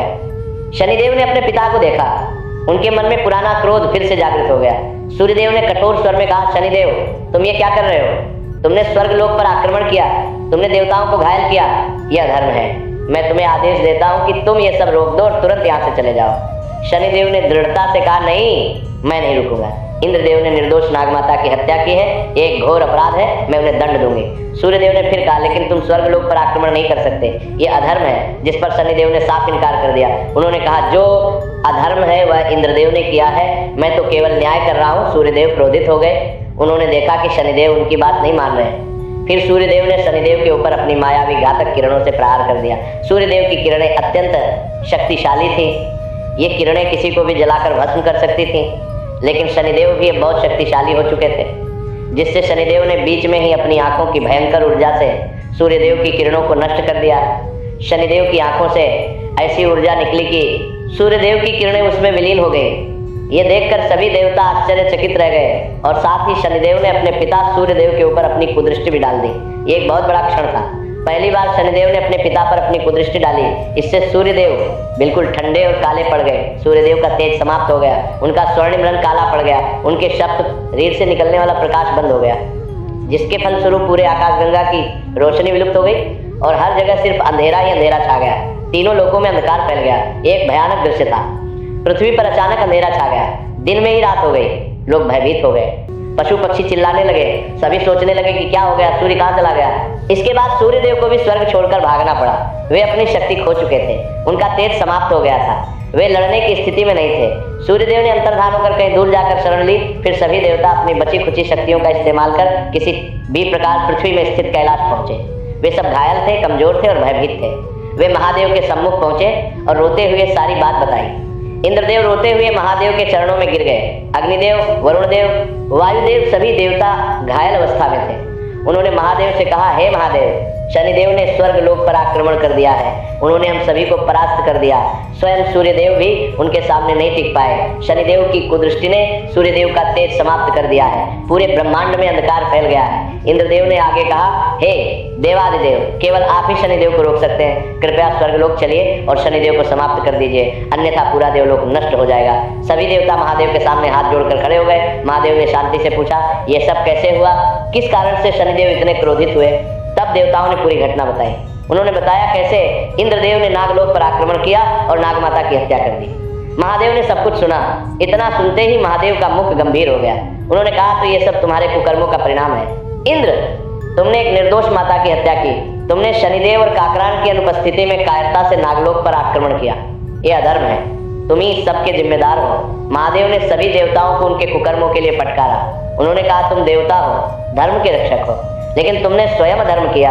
शनिदेव ने तो केवल न्याय की मांग की है। इंद्रदेव का सिर शर्म से झुक गया। सभी देवता समझ गए कि उन्होंने गलती की है। फिर महादेव ने कहा लेकिन शनिदेव का क्रोध भी अब नियंत्रण से बाहर हो गया है। उन्होंने सूर्यदेव का तेज समाप्त कर दिया, जिससे पूरे ब्रह्मांड में अंधकार फैल गया। ये भी ठीक नहीं है, मुझे शनिदेव को समझाना होगा। महादेव ने फिर स्वर्गलोक समेत देवताओं की शक्तियों को वापस दिलाने का भी भरोसा दिलाया। उन्होंने कहा चिंता मत करो, मैं सब ठीक कर दूंगा। पहले मैं शनिदेव से बात करूंगा। फिर महादेव ने अपने कुछ शिवगणों की टुकड़ियों को देवताओं के साथ स्वर्गलोक रवाना किया। महादेव ने कहा तुम लोग जाओ और शनिदेव से कहो कि वे अपना क्रोध शांत करें, मैं स्वयं भी आ रहा हूँ। महादेव ने कुछ शनिदेव से कहो कि वे अपना क्रोध शांत करें। शिवगणों की एक बड़ी सेना तैयार हो गई। ये शिवगण अत्यंत शक्तिशाली थे। उनमें वीरभद्र, भैरव और अन्य महान योद्धा थे। शिवगणों की सेना देवताओं के साथ स्वर्गलोक की ओर प्रस्थान कर गई। जब वे स्वर्गलोक पहुंचे तो देखा कि शनिदेव वहां विराजमान है। स्वर्गलोक जो कभी इतना भव्य था अब अंधकार से भरा हुआ था। सूर्य का तेज समाप्त हो जाने से वहां केवल शनिदेव की ऊर्जा से ही कुछ प्रकाश था। स्वर्गलोक पहुंचने के बाद देवताओं ने शनिदेव को युद्ध के लिए ललकारा। इंद्रदेव ने कहा हे शनिदेव, तुमने स्वर्गलोक पर अधिकार कर लिया है, लेकिन अब हम शिवगणों के साथ आए हैं, अब तुम्हें युद्ध करना होगा। इसके बाद शनिदेव युद्ध के लिए देवताओं और शिवगणों के आगे उपस्थित हुए। शनिदेव अभी भी क्रोध में थे, उनका मन शांत नहीं हुआ था। काकरण भी उनके साथ थे। फिर शिवगण शनिदेव के ऊपर टूट पड़े। शिवगण अत्यंत शक्तिशाली योद्धा थे। वीरभद्र ने अपनी तलवार से शनिदेव पर प्रहार किया। भैरव ने अपना त्रिशूल फेंका। अन्य शिवगण भी अपने अस्त्र शस्त्रों से शनिदेव पर आक्रमण करने लगे, लेकिन शनिदेव भी अत्यंत शक्तिशाली थे। इसके बाद शनिदेव ने अपनी कुदृष्टि का प्रयोग करके सबसे पहले तो शिवगणों को शक्तिहीन और सुस्त बना दिया। शनिदेव की कुदृष्टि का प्रभाव इतना तीव्र था कि शिवगण भी उसके सामने नहीं टिक पाए, जिससे वे जमीन पर गिर पड़े। शिवगणों का शरीर भारी हो गया, उनके हाथों से अस्त्र शस्त्र छूट गए, वे लड़खड़ा कर गिरने लगे। फिर शनिदेव ने अपनी कुदृष्टि से इंद्रदेव को देखा। इंद्रदेव तुरंत कमजोर हो गए और वहीं मूर्छित होकर गिर पड़े। फिर शनिदेव ने सूर्यदेव जो दूर से ये सब देख रहे थे, उन्हें भी अपनी दृष्टि से देखा। सूर्यदेव जो थोड़ा अपनी शक्ति पुनः प्राप्त कर रहे थे, फिर से कमजोर हो गए और वे भी मूर्छित होकर गिर गए। यह देखकर बाकी देवता पुनः स्वर्गलोक से अंतर्धान हो गए। उन्हें समझ में आ गया कि शनिदेव को कोई नहीं रोक सकता, अब केवल महादेव ही उन्हें रोक सकते थे। फिर शनिदेव ने इंद्रदेव से देवराज का राजमुकुट छीन कर अपने पास रख लिया। यह राजमुकुट अत्यंत दिव्य था। इसे धारण करने वाला देवताओं का राजा होता था। शनिदेव ने वह मुकुट अपने सिर पर धारण कर लिया। अब शनिदेव स्वर्ग के राजा बन चुके थे। फिर शनिदेव ने इंद्रदेव समेत सूर्यदेव को स्वर्ग में ही अपना बंदी बनाकर बंदी गृह में डाल दिया। उन्होंने आदेश दिया कि इन दोनों को यहीं कैद रखा जाए, अब इन्हें दंड दिया जाएगा। शनिदेव का क्रोध अभी भी शांत नहीं हुआ था। यहाँ अग्निदेव और वरुण देव समेत बाकी देवता स्वर्गलोक से दोबारा भागते हुए कैलाश पर महादेव के पास पहुंचे। वे सभी अत्यंत व्याकुल थे। उन्होंने महादेव से कहा हे महादेव, शनिदेव ने शिवगणों को भी परास्त कर दिया। उन्होंने इंद्रदेव और सूर्यदेव को बंदी बना लिया है। अब वे स्वर्ग के राजा बन चुके हैं। उन्होंने महादेव को सारी बात बताते हुए स्वयं स्वर्गलोक चलकर शनिदेव को समाप्त करने की विनती करने लगे। उन्होंने कहा हे महादेव, अब केवल आप ही शनिदेव को रोक सकते हैं, कृपया स्वयं चलिए और शनिदेव को दंड दीजिए। इतना सुनते ही महादेव कैलाश से अंतर्धान हो गए। उन्होंने अपनी योग माया का उपयोग करके क्षण भर में स्वर्गलोक पहुंच गए। देवता देखते ही रह गए। वे भी महादेव के पीछे पीछे स्वर्गलोक की ओर चल पड़े। यहाँ स्वर्गलोक पर शनिदेव पूरी तरह से अपना आधिपत्य जमा कर बैठ चुके थे। वे इंद्रदेव के सिंहासन पर विराजमान थे। उन्होंने देवराज का मुकुट धारण कर रखा था एवं इंद्रदेव समेत सूर्यदेव को एक बड़ा दंड देने की तैयारी में जुट चुके थे।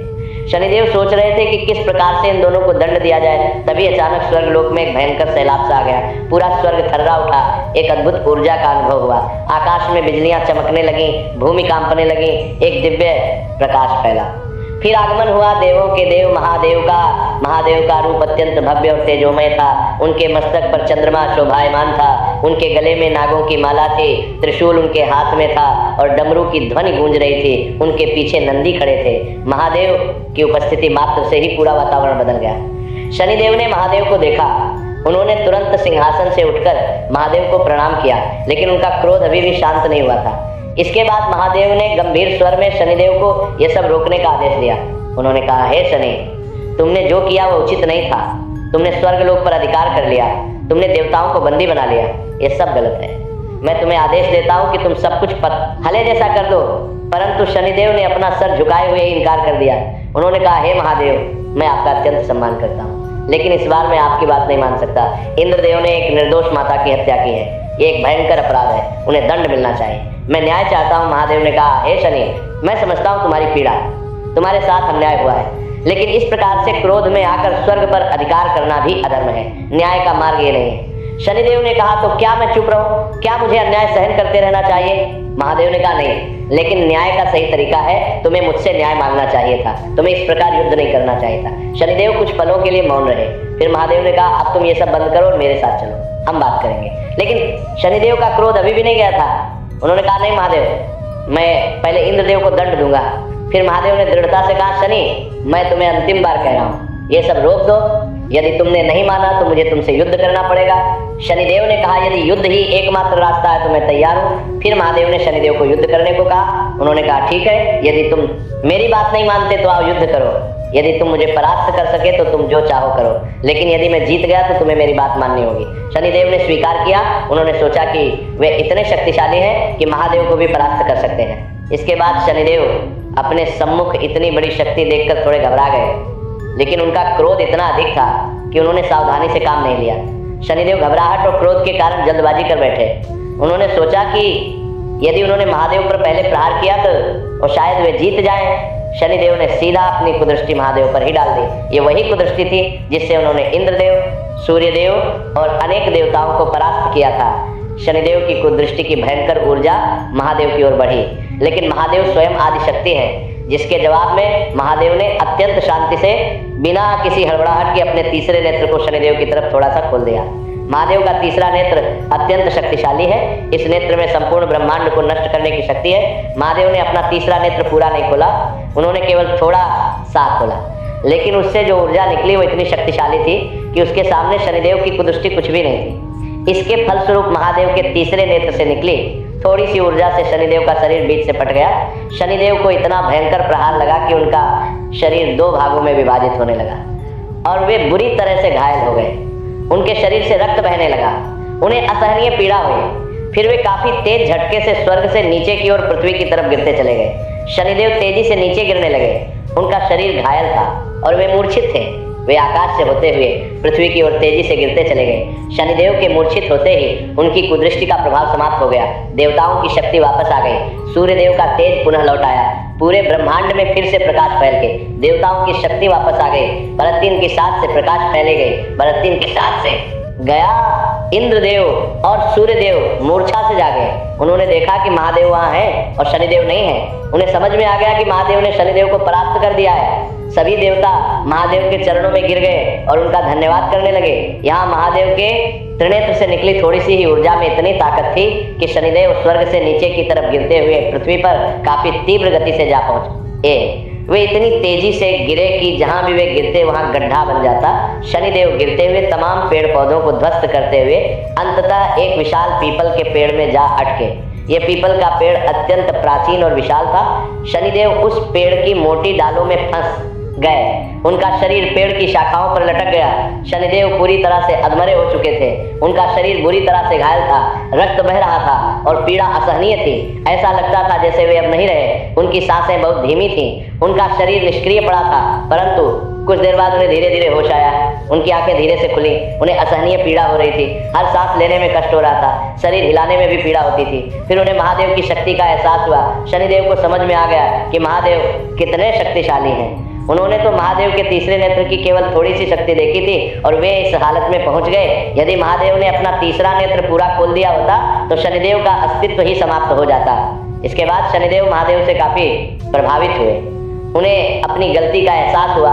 उन्हें समझ में आया कि उन्होंने क्रोध में आकर बहुत कुछ गलत किया। उन्होंने स्वर्ग पर आक्रमण किया, देवताओं को घायल किया, उन्हें सूर्यदेव का तेज समाप्त कर दिया। यह सब गलत था। शनिदेव को यह भी समझ में आया कि वे अपने क्रोध के कारण अंधे हो गए थे। क्रोध ने उनकी बुद्धि को नष्ट कर दिया था। उन्होंने बिना सोचे समझे कार्य किए। उन्हें अपनी गलतियों पर पश्चाताप होने लगा। शनिदेव ने सोचा कि महादेव ही सबसे महान है, वे ही सच्चे देवाधिदेव हैं, उनकी शक्ति असीम है, उनका ज्ञान अपरंपार है। शनिदेव ने मन ही मन निश्चय किया कि वे अब महादेव को अपना गुरु मानेंगे। उन्हें महादेव को अपना गुरु मानते हुए पीपल के पेड़ में वैसे ही पड़े महादेव का कि तपस्या में लीन हो गए। शनिदेव में इतनी भी शक्ति नहीं बची थी कि वे थोड़ा हिल भी सकें। उनका शरीर पूरी तरह से क्षतिग्रस्त था, लेकिन उनका मन अब शांत था।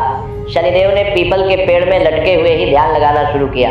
उन्होंने ओम नमः शिवाय का जाप करना आरंभ किया। उनका पूरा ध्यान महादेव पर केंद्रित हो गया। वे भूल गए कि उनका शरीर घायल है, वे भूल गए कि उन्हें पीड़ा हो रही है। उनका पूरा मन महादेव की आराधना में लग गया। फिर काफी वर्षों तक पीपल के पेड़ में ऐसे ही पड़े घोर तपस्या करने के बाद महादेव शनिदेव से काफी प्रसन्न हुए। शनिदेव की तपस्या अत्यंत कठोर थी। वे घायल अवस्था में थे, लेकिन फिर भी उन्होंने तपस्या नहीं छोड़ी। वर्षों तक वे उसी पेड़ पर लटके रहे और महादेव का ध्यान करते रहे। महादेव शनिदेव की क्षमता और साहस से तो पहले से ही काफी प्रभावित थे। शनिदेव में अपार शक्ति थी। उन्होंने सभी देवताओं को परास्त कर दिया था, लेकिन अब महादेव शनिदेव की तपस्या और समर्पण से भी प्रसन्न हो गए। एक दिन जब शनिदेव ध्यान में लीन थे, तभी आकाश में दिव्य प्रकाश फैला। महादेव प्रकट हुए। उन्होंने शनिदेव को देखा जो पीपल के पेड़ में लटके हुए तपस्या कर रहे थे। महादेव का हृदय करुणा से भर गया, इसलिए महादेव ने शनिदेव को पीपल के पेड़ से अंतर्धान कर सीधे अंतरिक्ष में ला खड़ा कर दिया। एक क्षण में शनिदेव पीपल के पेड़ से गायब हो गए और अंतरिक्ष में प्रकट हो गए। वहां महादेव उनके सामने खड़े थे। महादेव ने अपनी दिव्य शक्ति से शनिदेव को पहले जैसे स्वस्थ भी बना दिया। शनिदेव के सभी घाव भर गए, उनका शरीर पुनः शक्तिशाली हो गया। वे फिर से पूर्ण रूप से स्वस्थ हो गए। शनिदेव ने तुरंत महादेव के चरणों में प्रणाम किया। साथ ही महादेव ने शनिदेव को एक दिव्य त्रिशूल भी भेंट किया। यह त्रिशूल अत्यंत शक्तिशाली था। इस त्रिशूल में दिव्य शक्तियां थीं। महादेव ने कहा, हे शनि, ये त्रिशूल तुम्हारे काम आएगा। इसका उपयोग केवल धर्म की रक्षा के लिए करना। इसके बाद महादेव ने शनिदेव को एक दिव्य लोक भी भेंट किया। महादेव ने अपनी शक्ति से एक नया लोक की रचना की जो अत्यंत सुंदर था। इस लोक में दिव्य महल थे, सुंदर उद्यान थे। यह लोक शनिदेव का निवास स्थान बनने वाला था, जिसको महादेव ने शनि लोक नाम दिया। महादेव ने कहा, हे शनि, ये तुम्हारा लोक है। अब तुम यहाँ निवास करोगे। और आखिर में सबसे महत्वपूर्ण घोषणा हुई। महादेव ने समस्त ब्रह्मांड के देवी देवताओं की मौजूदगी में शनिदेव को पूरे ब्रह्मांड का न्यायाधीश घोषित किया। सभी देवता, गंधर्व, यक्ष, नाग सब एकत्रित हुए। महादेव ने घोषणा की है सभी देवताओं और प्राणियों, आज से शनिदेव इस ब्रह्मांड के न्यायाधीश हैं, यानी न्याय के देवता। महादेव ने आगे कहा, शनि का काम होगा प्रत्येक प्राणी के कर्मों का लेखा जोखा रखना और उन्हें उनके कर्मों के अनुसार फल देना। चाहे वो देवता हो, मनुष्य हो, दानव हो या कोई भी प्राणी, सभी को अपने कर्मों का फल भोगना होगा और शनि ये सुनिश्चित करेंगे कि न्याय हो। महादेव ने कहा, शनिदेव को यह अधिकार है कि वे किसी भी प्राणी को उसके कर्मों के अनुसार कष्ट या सुख दे सकते हैं। यदि किसी ने बुरे कर्म किए हैं तो शनि उसे दंड देंगे। यदि किसी ने अच्छे कर्म किए तो शनि उसे पुरस्कार देंगे। शनि किसी का पक्षपात नहीं करेंगे, वे केवल न्याय करेंगे। सभी देवताओं ने इस घोषणा को स्वीकार किया। इंद्रदेव ने भी स्वीकार किया। सूर्यदेव को भी यह घोषणा स्वीकार करनी पड़ी। अब शनिदेव पूरे ब्रह्मांड के न्यायाधीश थे। उन्हें महान जिम्मेदारी मिली थी। शनिदेव ने महादेव के चरणों में प्रणाम किया और कहा, हे महादेव, आपकी बहुत कृपा है। आपने मुझ पर इतना विश्वास किया, आपने मुझे ये महान जिम्मेदारी सौंपी। मैं वचन देता हूँ कि मैं निष्पक्ष रूप से ये न्याय करूँगा। मैं किसी का पक्षपात नहीं करूँगा, चाहे वो मेरे पिता हो, मेरे मित्र हो या कोई भी हो। सभी को उनके कर्मों का फल मिलेगा। महादेव ने मुस्कुराते हुए कहा, मुझे तुम पर पूर्ण विश्वास है शनि, तुम अपना कार्य ईमानदारी से करोगे। लेकिन ध्यान रखना, न्याय करते समय क्रोध में नहीं आना, संयम रखना, क्योंकि न्याय का उद्देश्य बदला लेना नहीं बल्कि सुधार करना है। शनिदेव ने कहा, जी महादेव, मैं आपकी बात ध्यान में रखूंगा। इसके बाद शनिदेव अपने नए लोक यानी शनि लोक में चले गए। वहां उन्होंने अपना निवास बनाया। उन्होंने अपना कार्य प्रारंभ किया। वे प्रत्येक प्राणी के कर्मों का लेखा जोखा रखने लगे। शनिदेव ने एक विशाल पुस्तक बनाई जिसमें प्रत्येक प्राणी के कर्मों का लेखा लिखा जाता था। जब कोई प्राणी अच्छा कर्म करता तो लिखा जाता, जब कोई बुरा कर्म करता तो वो भी लिखा जाता। फिर समय समय पर शनिदेव उन कर्मों के अनुसार प्राणियों को फल देते। यह काम अत्यंत जिम्मेदारी भरा था। शनिदेव को प्रत्येक प्राणी पर नजर रखनी होती थी। उन्हें यह देखना होता था कि कौन क्या कर रहा है। फिर उन्हें निर्णय लेना होता था कि किसे कितना दंड या पुरस्कार देना है। शनिदेव ने अपना कार्य अत्यंत ईमानदारी और निष्पक्षता से किया। उन्होंने किसी का पक्षपात नहीं किया, चाहे वो कितना भी शक्तिशाली हो, चाहे वो देवता हो, राजा हो या सामान्य मनुष्य। सभी को उनके कर्मों के अनुसार फल मिला। समय बीतता गया और शनिदेव की ख्याति पूरे ब्रह्मांड में फैलने लगी। लोग उन्हें न्याय का देवता मानने लगे। कुछ लोग उनसे डरते थे क्योंकि उन्हें लगता था कि शनिदेव उन्हें दंड देंगे। दो लगते थे, लेकिन जो लोग सच्चे कर्म करते थे वे शनिदेव से नहीं डरते थे। एक बार की बात है, पृथ्वी पर अयोध्या नगरी में एक महान राजा राज करते थे। उनका नाम था राजा हरिश्चंद्र। राजा हरिश्चंद्र अत्यंत धर्मात्मा और सत्यवादी थे। वे कभी झूठ नहीं बोलते थे। वे अपनी प्रजा का बहुत ध्यान रखते थे।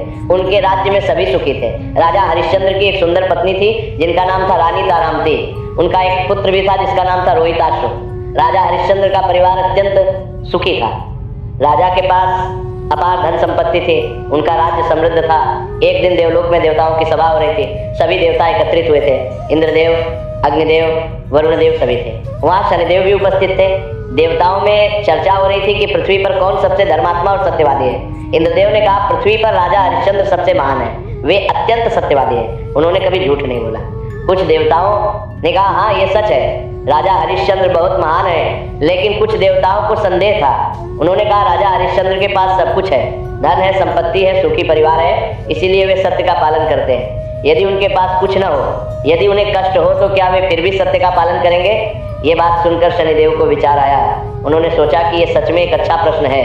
क्या राजा हरिश्चंद्र विपत्ति में भी सत्य का पालन करेंगे? शनिदेव ने निश्चय किया कि वे राजा हरिश्चंद्र की परीक्षा लेंगे। इसके बाद शनिदेव ने राजा हरिश्चंद्र की कुंडली में प्रवेश किया। ज्योतिष के अनुसार प्रत्येक व्यक्ति की कुंडली में 9 ग्रह होते हैं। जब कोई ग्रह किसी व्यक्ति की कुंडली में प्रवेश की कुंडली में करता है तो उस व्यक्ति के जीवन पर उस ग्रह का प्रभाव पड़ता है। शनिदेव जब किसी की कुंडली में प्रवेश करते हैं तो उसे शनि की 7.5 या ढैया कहा जाता है। ये समय अत्यंत कठिन होता है। इस समय व्यक्ति को अनेक कष्ट होते हैं, जीवन में अनेक समस्याएं आती हैं। जब शनिदेव राजा हरिश्चंद्र की कुंडली में प्रवेश किए तो राजा हरिश्चंद्र के ये जीवन में अचानक परिवर्तन आने लगे। पहले तो छोटी छोटी समस्याएं आई, राज्य में कुछ समस्याएं उत्पन्न होने लगी, फिर धीरे धीरे बड़ी समस्याएं आने लगी। एक दिन ऋषि विश्वामित्र राजा हरिश्चंद्र के दरबार में आए। विश्वामित्र अत्यंत शक्तिशाली ऋषि थे। उन्होंने राजा से कहा, हे राजन, मैंने सुना है कि आप अत्यंत दानी हैं, क्या आप मुझे दान देंगे? राजा हरिश्चंद्र ने तुरंत कहा, अवश्य शिवर, आप जो चाहे मांग लें, मैं आपको दान दूंगा। श्री विश्वामित्र ने कहा तो मुझे आपका संपूर्ण राज्य दान में दे दीजिए। ये सुनकर राजा हरिश्चंद्र वाक रह गए। उन्होंने अपना संपूर्ण राज्य दान में देने का वचन दे दिया था, लेकिन राजा हरिश्चंद्र सत्यवादी थे। उन्होंने अपना वचन नहीं तोड़ा। उन्होंने अपना संपूर्ण राज्य ऋषि विश्वामित्र को दान में दे दिया। इस प्रकार राजा हरिश्चंद्र ने अपना राज्य, अपना धन, अपनी संपत्ति सब कुछ खो दिया। वे अपनी पत्नी और पुत्र के साथ राज्य से बाहर निकल गए। उनके पास कुछ भी नहीं बचा था। वे सामान्य मनुष्य की तरह रहने लगे। फिर ऋषि विश्वामित्र ने राजा से अपनी दक्षिणा की मांग की। उन्होंने कहा, राजन, आपने मुझे राज्य तो दे दिया, लेकिन मेरी दक्षिणा? राजा हरिश्चंद्र ने कहा, जशिवर, मेरे पास अब कुछ भी नहीं है, लेकिन मैं आपको दक्षिणा अवश्य दूंगा। कृपया मुझे कुछ समय दें। इसके बाद राजा हरिश्चंद्र को दक्षिणा देने के लिए अपनी पत्नी और पुत्र को बेचना पड़ा। रानी तारामती और राजकुमार रोहिताश्व को एक सेठ ने खरीद लिया। राजा हरिश्चंद्र को ये करते हुए अत्यंत कष्ट हुआ, लेकिन उन्होंने अपना वचन निभाया।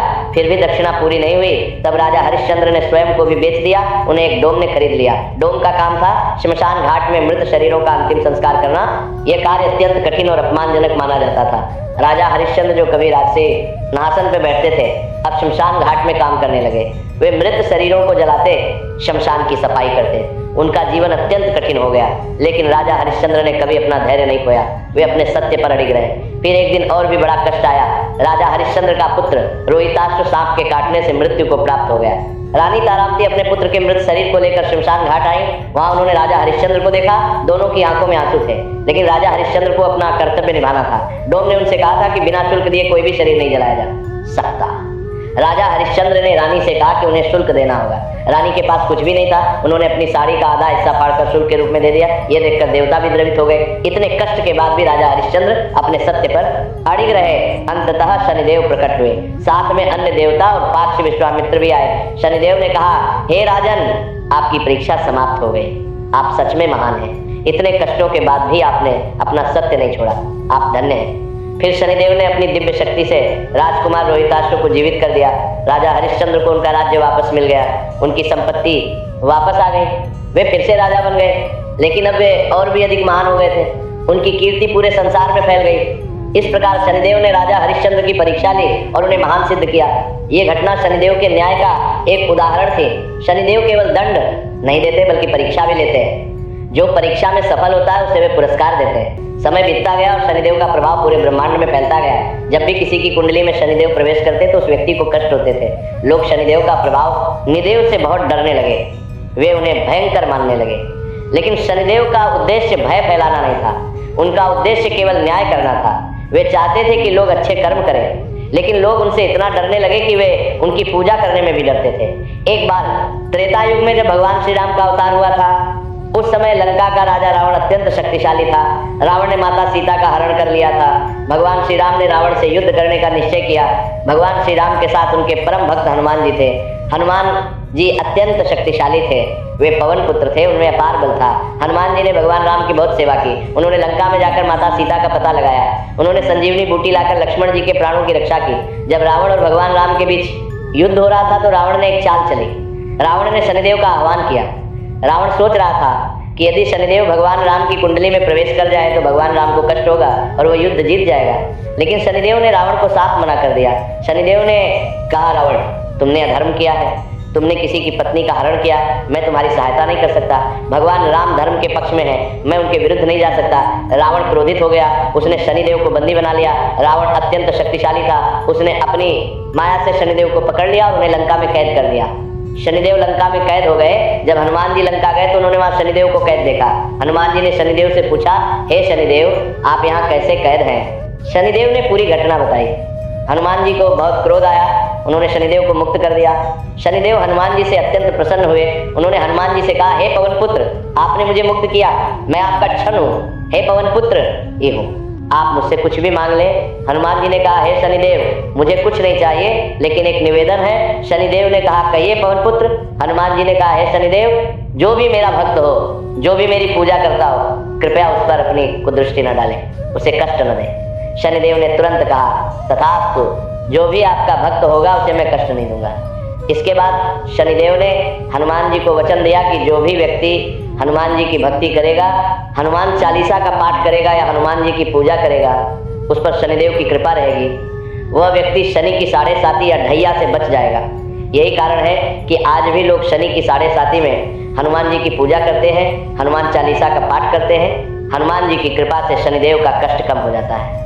शनिदेव केवल कष्ट देने वाले देवता नहीं हैं, वे न्याय के देवता हैं। वे हर व्यक्ति को उसके कर्मों के अनुसार फल देते हैं। यदि किसी ने बुरे कर्म किए हैं तो उसे कष्ट मिलता है, लेकिन यदि किसी ने अच्छे कर्म किए हैं तो शनिदेव उसे पुरस्कार भी देते हैं। शनिदेव की कृपा से गरीब व्यक्ति राजा बन जाता है, साधारण व्यक्ति महान बन जाता है। लेकिन यदि शनिदेव कुपित हो जाए तो राजा भी भिखारी बन जाता है। इसलिए शनिदेव की पूजा अत्यंत महत्वपूर्ण है। शास्त्रों में कहा गया है कि शनिवार के दिन शनिदेव की पूजा करनी चाहिए, शनिवार का व्रत रखना चाहिए। शनिदेव को तेल, काले तिल, काले कपड़े, लोहे की वस्तुएं अर्पित करनी चाहिए, उड़द की दाल का दान करना चाहिए। शनिदेव को सरसों का तेल अत्यंत प्रिय है। शनिवार के दिन पीपल के पेड़ पर सरसों के तेल का दीपक जलाना चाहिए, क्योंकि शनिदेव पीपल के पेड़ में ही तपस्या करते थे, इसलिए पीपल का पेड़ उन्हें अत्यंत प्रिय है। शनिदेव की कृपा प्राप्त करने के लिए गरीबों और जरूरतमंदों की सेवा करनी चाहिए, विधिकीर्णे कलांग लोगों की मदद करनी चाहिए, बुजुर्गों का सम्मान करना चाहिए,